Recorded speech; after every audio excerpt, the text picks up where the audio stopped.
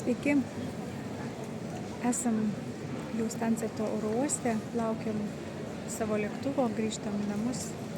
Šiek tiek esam pavargę, nes labai anksti kėlėmės, bet noriu tiesiog padėkoti visatai ir už visas galimybės keliauti ir paskatinti tai daryti visus, kurie bijo keliauti, kurie galvoja, kad pinigų išleidimas, nes tos emocijos, kurias patiri kelionėse, iš tiesų atperka daugybę dalykų.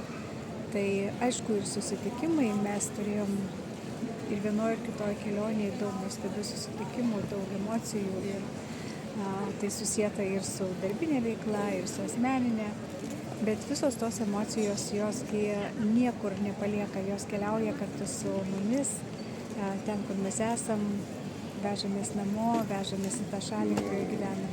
Tai žodžiu yra super. Tai linkiu visiems keliauti, patirti, pažinti, susitikti ir toj bendrystėje atrasti dar daug nuostabių dalykų, dėl to, kad tiesiog matai, kuo kvėpuoja pasaulis.